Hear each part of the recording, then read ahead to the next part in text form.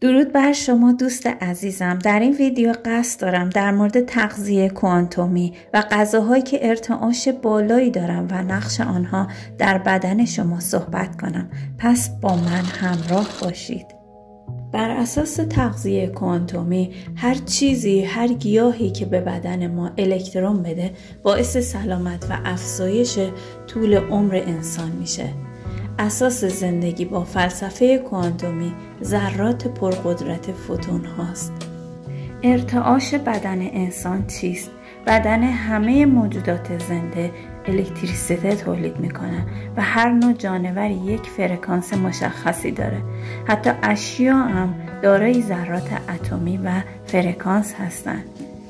اگر امروزه میبینیم بیماری های مثل سرطان، بیماری های روحی، روانی، بیماری های اعصاب و کمخونی، سردرد و غیره افزایش پیدا کرده، مربوط به برهم خوردن فرکانس طبیعی بدن انسان است. همه جامدات، مایعات، اشیا و حیوانات فرکانس دارند. زمانی که ما ایستاده ایم و فقط پای ما با زمین در تماسه، میزان انتقال فرکانس بین بدن ما و زمین کمتره. به خاطر همین گفته میشه که اگه انسان‌ها زیاد دراز بکشن و مدت طولانی خوابیده یا بستری بشن بیشتر مریض میشن، چون فرکانس بدنشون کم میشه و سیستم ایمنی بدن انسان ضعیف میشه. کسانی که زیاد راه میرن یا میدوند سالمترن، زیرا بدن اونها تبادل فرکانس کمتری با زمین داره. گیاهانی که پرفرکانس هستن به ترتیب روز، لاوندر یا استخودوس، بابونه، درخت عرعر، صندل، گلپر، نعنا، پونه و ریحان هستند. ارتعاش بدن با این مواد غذایی بالاتر میره. خوردن زیادتر میوه ها و سبزیجات، از آنجا که میوه ها و سبزیجات دارای ارتعاشات بالایی هستند، این ارتعاشات میتونن بر بدن ما تاثیر مثبتی داشته باشن. برای کسانی که دارای مدیوم روحی هستند و با جهانهایی با سطح ارتعاشات بالا سر و کار دارن، واجبه که بیشتر میوه و سبزیجات مصرف کنن. میوه ها و سبزیجات در صورتی که خام باشن بیشتر میتونن به پرورش قدرت های درونی شما کمک کنن و ارتعاشتون رو بالا ببرن. اگر خام گیاهخواری برای شما سخته، میتونید کمی اونها رو بخار پز کنید ولی کاملا نپزید. در تحقیقات انجام شده نشان داده شده که ارتعاشات درون سلولی بدن یک انسان سالم 70 مگاهرتزه. این ارتعاشات در سلول‌های یک بافت سرطانی به 40 مگاهرتز کاهش پیدا میکنه. زمانی که ارتعاشات به زیر 40 مگاهرتز سقوط میکنه، سلول کم کم میمیره. سلول‌های گوشت مرغ پخته و همبرگر ارتعاشاتی بین 3 تا 5 مگاهرتز دارند، در حالی که سبزیجات تازه، جوانه گندم و برگ کاهو 70 مگاهرتز ارتعاش دارند. گیاهان وحشی مانند گزنه انرژی بسیار زیادی دارند. این گیاه وحشی را که در شرایط سخت هم رشد میکنه در خوراک خود بگنجانید. گزنه را مانند اسفناج مدت کوتاهی بخارپز کنید و استفاده کنید. بسیاری از مواد غذایی در گرمای بالای 50 درجه بخش اعظم ارزش غذایی خود را از دست میدن.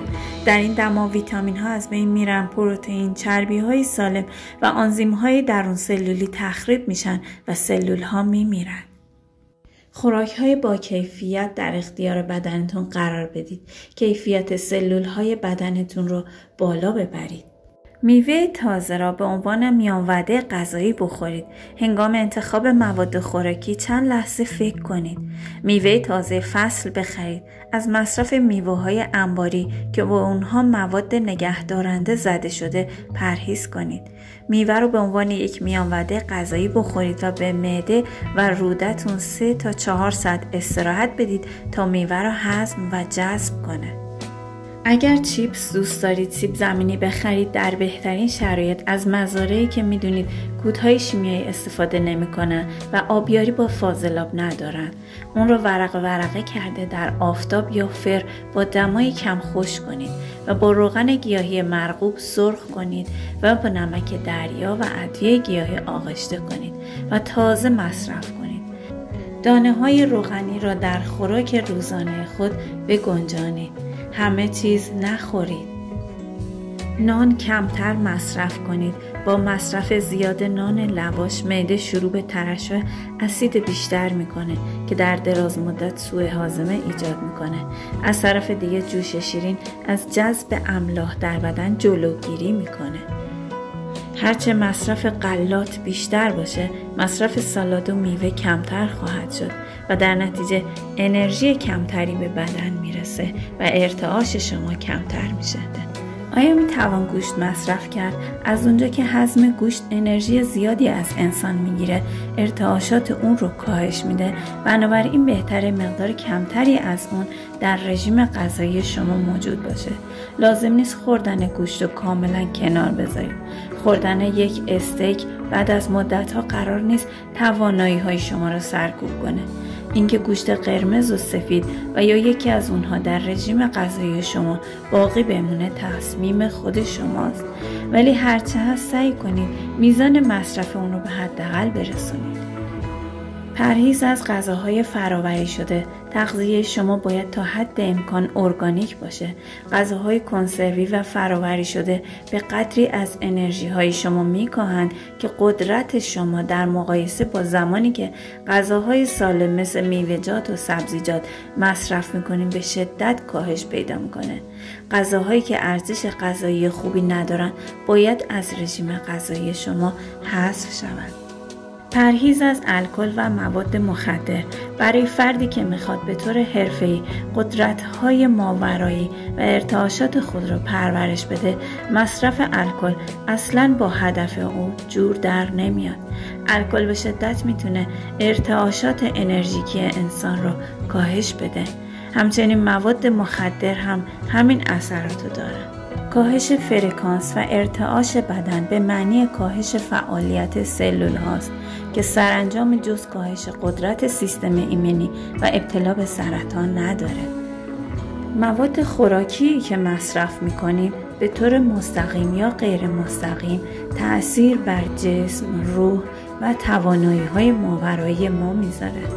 افرادی که به طور جدی بر پاکسازی‌های درونی کار میکنن لازمه که توجه ویژه‌ای به تغذیه خود داشته باشن. البته قرار نیست رژیم غذایی سخت و ریاضت‌گونه‌ای رو بر خود تحمل کنیم. امیدوارم مطالب این ویدیو براتون مفید باشه و از غذاهای استفاده کنید که ارتعاشات بدن شما رو بالا ببره. دوستتون دارم.